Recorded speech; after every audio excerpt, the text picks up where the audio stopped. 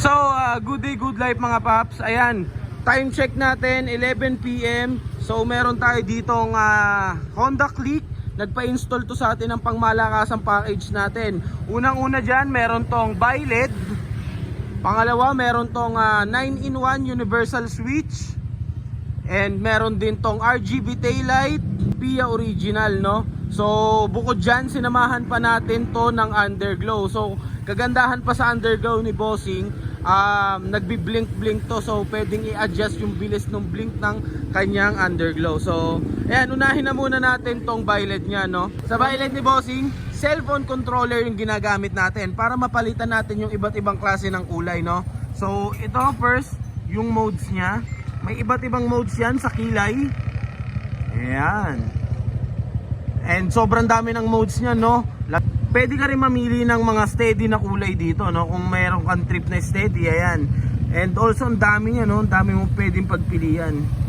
So, ayan, mga paps, even yung kanyang park light dito sa taas, napapalitan din yan using phone, no?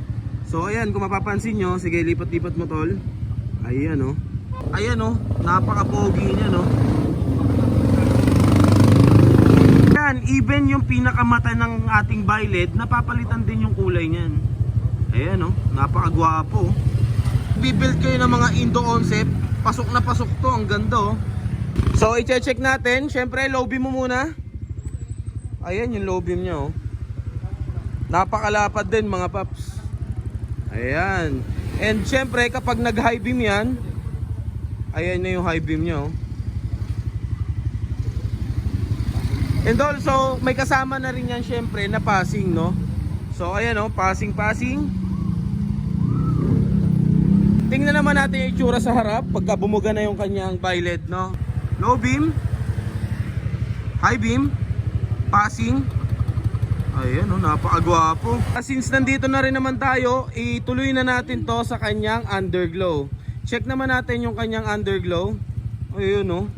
Sa underglow na napili ni Bossing, meron tong shifting underglow na tinatawag, no? So, ginawa na lang din natin to para nagbi-blink yung kanyang underglow, no?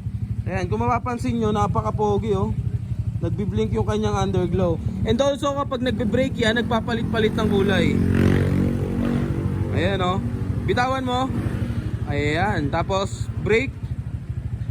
Underglow natin, simula dito sa harap hanggang sa ilalim. Ayan. Silipin natin sa likod. Meron din dito sa likod. At syempre, tinan mo naman yung datingan niya, no? Hanggang sa bulsa meron yan. Napaka-pogi. Pabitaw ako. Ayun, no? Para naman sa kanyang RGB taillight. Ito yung RGB taillight niya. Meron tayong module dito sa likod. Ay, sa loob.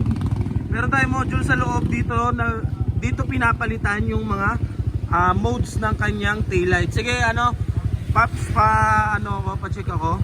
Ayan, no? Ayan yung taillight niya, napakagwapo rin, no? Sige lang, dire-diretso mo lang.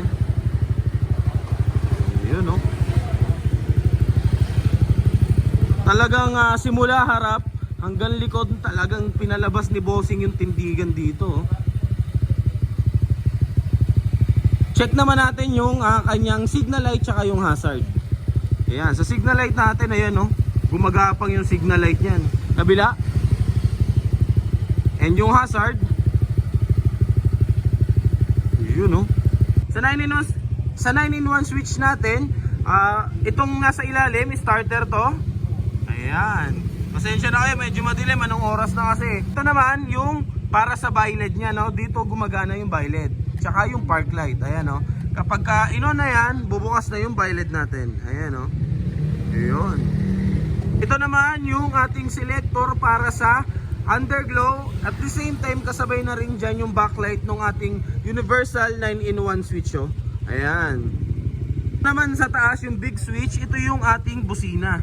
So, pinakabit na itong busina is PIA original. Naka dual horn setup na rin to, mga bossing. Kasi nga, isang buong package na to. So, pag naka-off yan, stock horn lang muna.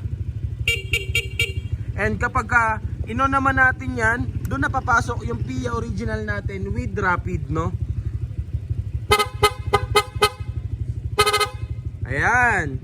Dito naman sa kaliwang banda, busina. Tapos ito yung kanyang signal light. And ito naman yung hazard. Ito naman yung low beam, high beam ng kanyang violet. Ayan o. Ayan, low beam, high beam.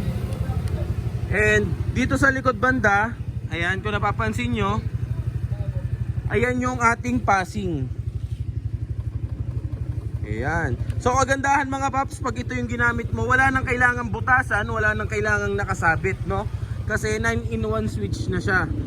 So ayan, isang buong package. Mapapansin nyo naman talaga napaka-solid ng unit ni Bossing. Sa mga nagbabalak magpa-install dyan ng BiLED, ng underglow, kahit na MDL yan, busina, 9-in-1 switch, available sa shop natin yan. Kayang-kaya natin na trabahuhin yan, at syempre malinis na wiring sa inyo yung ginagarantisado namin sa inyo, kasi ginagamitan natin yan ng hinang, shrinkable tube, sleevos, tsaka nito tape, no? Talagang yung wirings nyo safe na safe, no?